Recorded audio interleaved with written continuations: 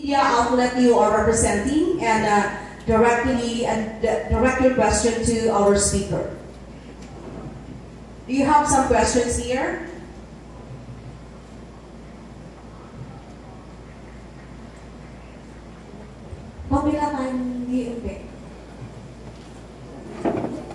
Coming from the state university, coming from the faculty, especially those who are teaching communications, do you have some questions? There's a yes. lady here who wants to ask. Okay, please introduce your name and the media outlet you're representing. Sabi ni Yusek for the media, pinahirapan nyo daw sila kahapon. Bakit daw hindi nyo ako pinapahirapan today?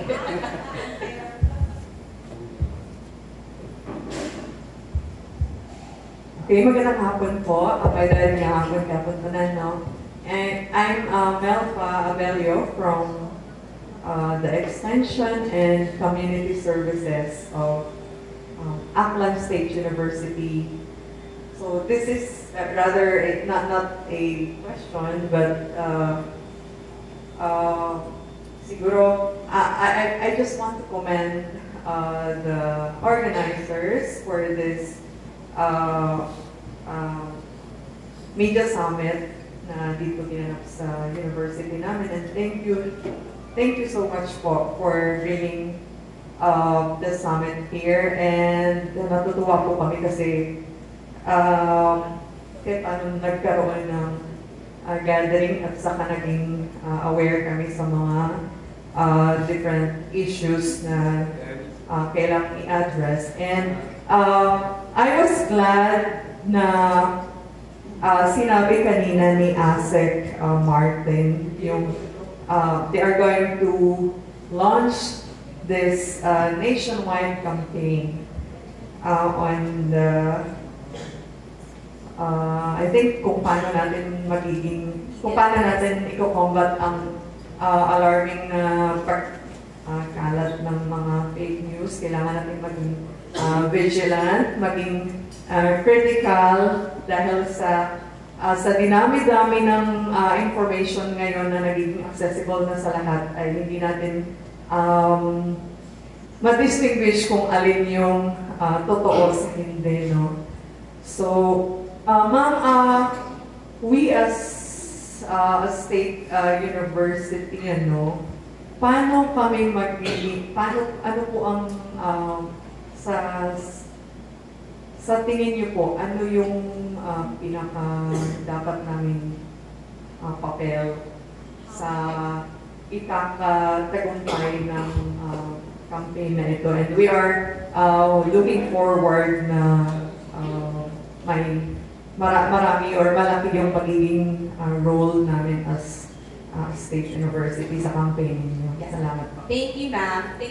We really appreciate that you asked this question because for the media literacy training media literacy campaign, we will be doing trainings all across the Philippines, and we are really hoping that the state universities will also help us with this. That for you to allow us to come and knock into your doors, na maging venue at magbigay din po kayo ng participants for the media literacy campaign, because really the goal here is para maipaabot natin, especially sa students, because they are the ones who are very critical, especially state universities, right? So sila yung we need to equip them with the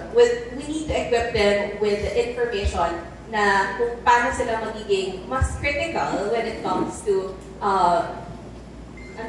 the media, right? So I think we will be reaching out with state universities, be partnering with them for the caravan ng media literacy training. So magko-contact kami sa inyo, ma'am. We will ask help from you guys. Thank you so much. There's another last question.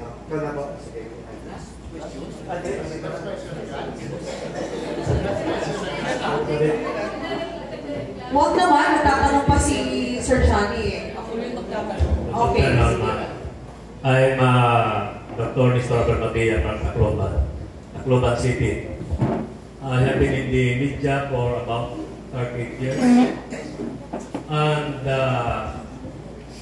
although President Bongbong's mother is from Tacloban, our neighbor, Mrs. Marcos, as I observed, maski si Speaker Romualdez, Dikhin, na kaibigan ko, walang direct contact sa local media. And it is only during his administration ni President BBM that walang local media were invited to attend sa SONA. The other presidents, they always invite local media. Saka yung mga sa PCO, undersecretary, mga walang mga taga-probinsya. Walang mga opisyal ng undersecretary at assistant secretary na galing sa probinsya. We do not know yung mga sa press office nyo. We do not know who are the except yung garapin na babasa sa na interview. Maski yung PIA nyo director sa Region 8, hindi namin kilala. Kasi hindi rin nagpapakita. The last time sa October 19 when the President went, hindi rin nagpapakita yung regional director ng Philippine Information Agency. Yung tawag namin sa PIA, Press Con Invitation Agency. Walang information. Nag-invite lang kung may press conference. But there are so many newspapers in the provinces, not only Manila. We do not know what your office is doing. And you do not think, hindi rin ata rin yung alam kung may mga dyan sa probinsya. Do you have the list of newspapers in the provinces? I think you do not know. Okay. Thank you, sir, for raising that concern. I believe this is why we do these kinds of summits, so that we would know what the gaps that we need to fill in. So for the SONA, I think it is beyond our jurisdiction, because during the SONA, the Congress is the one who invites the media people, their own media press corps. So we will also be raising your concern to our Secretary Challenger Phil, regarding coordination with the regional media outlets. And also, we are now under the impression that PIA is talaga the one who is the touching base with the local, because we have regional information officers under the PIA. So right now, we will try to reach out to PIA and to also make sure that these concerns will be taken up with the Secretary. Last question, ma'am. Last November, I sent a letter to Correspondent's Office for the 34th anniversary of Aklan Star Newspaper, asking the visits of the President. However, our request was declined. Upon the Presidents from Cory to Duterte, nagbibigay ng message sa Office of the President. Ngayon, wala. Alam mo sino nag-reply? Si Undersecretary Pichi Marcos. Classmate ko pa sa college, sa PNS. Decline yung mga message lang. Maski message isang papel lang from the President. Wala. Ano mo kaya using kapit si Marcos? Bakit yung request? Sa experience. Upon the President from Cory to Duterte, mayroon talaga nagbibigay ng message yung Correspondent's Office nyo. Kay BBM, wala. Ano pa po doon sa kampanya, sama-sama? Unity team. Wala.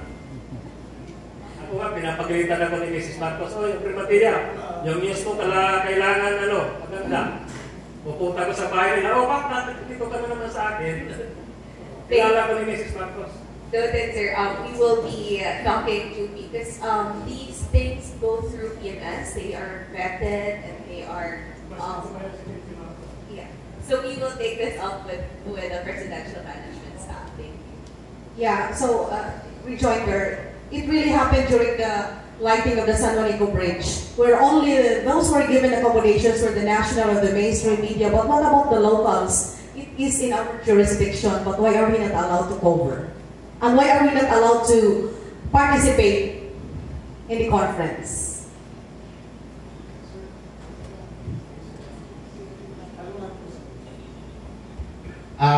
Alin ko lang ha, yung tungkol sa concern, bakit hindi na i-invite yung mga local media sa mga zona, ang alam ko kasi ang protocol dyan is may mga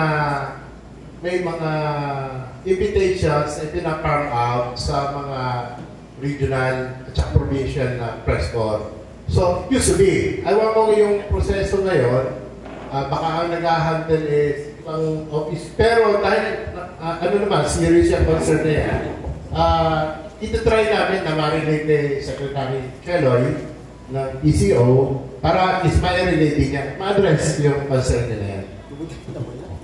Sir, base sa experience ko ng ilang media sa Central Luzon, PIA, ang mga representative ng PIA sa province and region, may tinitingnan ng media. Paano naman itong maging mga legit? Maramihan, hindi lang naman ako. Hindi lang naman yung mga kilala ko din na legit media naman, na may outlet. Pero hindi na-invite ng... kasi hindi naman lahat ng media mukhang pere. No? Istorya lang kami. Pero hindi kami tinitingin. Kahit bumaba ang sino ng senador, istorya lang po. Sabi po kasi sa Radyo Bandera, bilang ako yung program director ng Radyo Bandera Central Luzon sa Bulacan, sinasala ko po lahat ng broadcaster na gusto black timer. Pag hindi po masasabi ko kanila, hindi sila nag-submit ng program proposal, hindi ko po sila tinatanggap. Ayoko masira ang radio station. At alam naman po, sa 37 years ko sa Provincial, ayoko po talaga mapahiran man lang tingin ay mukhang pera ang ating mga kapatid sa akin. Sana po ang PIA maging ganun din. Pagtingin sa mga medyo mataas. Hindi sila tinitingin dun sa nangihingi sa kanilang pera. Akala nila lahat ng media nangihingi. Hindi po ganun. Thank you po. Thank you, sir, for letting us know about that. I think this is why we continue to talk to the media, especially now. This is the first time that we've been able to discuss this with local media. And thank you for airing out the concerns of the local, yung mga problems that you encounter locally. So now we will be taking that up. Actually, this month, because Secretary Charay has been recently appointed as our secretary, we will be having strategic planning for the month, for this month, and we will take that up with her. And for sure that we can fix whatever it is that needs to be fixed. Kasi kami mga media na honest sa trabaho, kami ang talagang katututo sa national government, lalo sa pamamahala ng sino mang presidente, na kami ang pwedeng sumirit sa mga kalukuhan ng ibang cabinet secretary. Sorry, sir, was that the question? Kami mismo, pwede namin ma-investiga sa investigative report doon sa mga sa ibaba, lalo na sa Department of Agriculture, sa NIA, na talagang bang nasaan yung buhay para may papatid sa presidente yung mga nangyayaring kabulungan sa ibaba. Kasi galing din po tayo sa galing po ako sa government agency. Sa Radyo Bandera, sa Radyo Bulacan na ngayon, Radyo Pilipinas, na dati Radyo ng Bayan. At doon po sa experience ko, bagamat okay, yung pamamahala dati, sa ngayon naman okay, dahil parang yung mga kasama pang nag-iwan doon. At natutuwa ako na maganda pa rin ang palakad kaysa ng panahon nung aking administration. I would also like to share what EPM said in his meeting with the media people, is that the pledge of support to bring our message to the people is an important one. And it is something that those of us who are in government consider to be an integral part of whether or not we are successful. So we really thank the media people, our media friends, for covering this administration's policies, plans, and projects truthfully, and we also aim to give the best possible transparency that we can give to our media. Thank you. Okay. So actually, ma'am, digital literacy is being introduced in the senior high school. Media information and literacy is in the curriculum of the senior high school. However, the Department of Education, it is being introduced, but lacks reading materials, lacks facilities in public school. So I was one of the teachers in the senior high school. I usually bought books from the private school because the DepEd cannot supply us enough materials, learning instructional materials to supplement the needs. And the media and information literacy curriculum being introduced in the grade 12 senior high school. That's the reality. So I think that is the aim of our media literacy program, is that so we can be, we would be able to supplement the curriculum of the media literacy, information and literacy. So through this media literacy program, we'll be doing research so that we would be able to produce such materials free of cost, of course, for our students, and we would be able to download this in the digital space. So that's one of the things that we aim to do in our media literacy training. Yes, sir. Ako na po. Ako na nagsisingit. Yes, sir. Meron po kasing problema sa net, sa connection. May connection din sa ating pinag-uusapan. Dahil lahat tayo gumagamit tayo ng internet, right?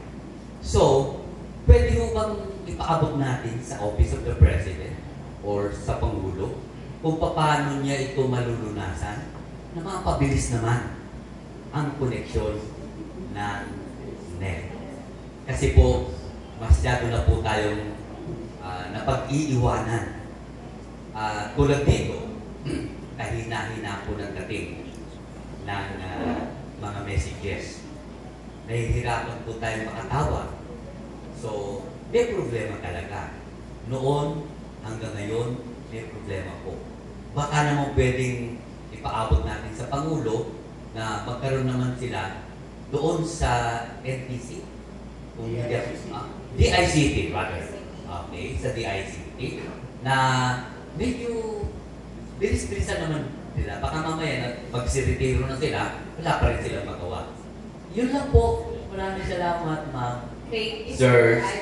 I believe that's really one of the problems, especially sa mga provinces, no? Not just in Manila, medyo okay, but we can see na sa mga provinces talagang medyo mababa nga po talaga, which is why in his honestly, PBBM underscored the importance of connectivity and digital transformation here in the Philippines. And by this directive, CDICT Secretary Ivan Uy has already launched the Broadband ng Masa program in partnership with Starlink to provide 100 megabits, 200 megabits per second na internet connectivity to far-flung areas. And they have already launched this in many other provinces. And siguro naman po time will come na meron din tayo dito sa Aklan and other provinces all across the Philippines. So, start na po yan, yung broadband ng masa ng DICT headed by Secretary Ivan. It's one of the marching orders of PBBM during his last SONA, and sisingilin natin sila on the next SONA kung anong naging, kung anong pong naging outcome ng project itong broadband ng masa. Thank you po. My question is, we know very well that the government, especially the president, wants to know what is happening downstairs. And we also want to bring to the attention of the president the things that we want to be addressed be dispatched. Okay. Now, in one presentation I made to the Department of Agriculture, with the CAP, there are issues that we want to bring to the President. But the answer was that they say, because I asked them point blank, how sure are we that these matters can be brought to the President? And the answer was that the issues can only be brought up to the level of the Secretary and it will not be brought to the President. Is it true that the President doesn't want to listen to us? Sir, if you are talking about the Department of Agriculture, the President is the Secretary. Yeah, everything actually, such as the Department of Agriculture, because we, from Boy Puloy, from the Masa, we want to bring issues to the President for him to attend to. But the thing is, it seems that it is very hard to reach the President and bring the issues to him. I believe, sir, that's why we have our secretaries, we have our cabinet secretaries, so that these issues will be, mas may magtututok po ng mga issues that they will be reporting to the President. We have a cabinet meeting every Tuesday where the secretaries are presenting to the President the problem areas in the respective departments. So rest assured that the President is listening to the people, and that's why we're also here today to listen and to report to him what we have done here today. So kung ano man ba, you can always reach out to the Office of the President. We also have a Presidential Complaint Center where you can reach out, where you can also report kung ano man pong kailangan natin to report. We also have hotline 888 for your kung meron po tayong mga... So 888 is still functional? Yes, sir. Yes, of course, sir. Meron pong sasagot sa inyo sa 888, and you can also go to the Presidential Complaint Center. Thank you very much. Thank you. We still wait for messages from the President that the things that we have discussed in this summit would reach the President, and we are waiting for response from him. Okay, I believe we have a transcript of this, sir, so if ever we can, especially during the plenary sessions and Q&A, so that we can also outline the problems raised here during this summit. Thank you. Good afternoon. I took down to emphasize that this is a very important subject that we have put forward. One was the food security issue. The other is about climate change and advance in science and technology. But the most important thing is the current and contemporary issue on social media, which I think it has generated substantial and very alarming issue of the day. It's about social media. We have invited a very competent personality from the Office of the President to share with us some concerns about social media. This is just a suggestion, it's not a question. Meron akong ano. There was a resolution that we presented earlier here about the establishment of press or information officers all over the country, scattered through local government units, municipal, provincial, that there should be an effective information officer or press attaché or press officer that should be installed. If they are not really appointed, because kung walang item sa local government,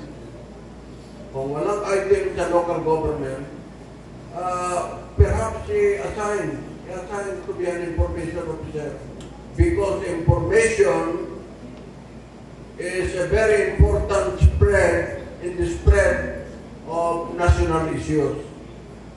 And if we can have installed in local government press information or information officer in every town, perhaps it will lessen the burden of the press. office of the president. The office of the president, quite conversant with its operation, is loaded with a lot of problems, and you know how bureaucracy works. Just asking for message from the president, it will take time. Sometimes this conference requested a message from the president long time ago, about a month ago. There was no answer.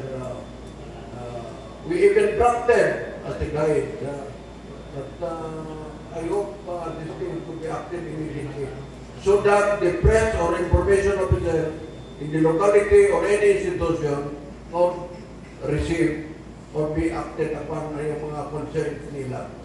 I know that we have competent and na-reinforce na yung knowledge and skills ng Office of the President with the presence of incumbent officer in charge of the press office. Also, we have competent veteran journalists installed by the President in the office. We can look forward to some immediate action. Information is very important. We cannot do anything today without media support or information that would enable people to support the government programs. So, sana baka madali ito, lumabol ito. Directive lang ito sa Presidente na requiring all local governments, municipality, provincial, na magkaroon ng information officer. Effective that can relate to the people. Madali ito, Ed, Bobby, na gagawin. Isang directive lang ito, isang order lang ito, magawa agad yan. And i-train sila. Thank you very much. Yes. Thank you for that suggestion.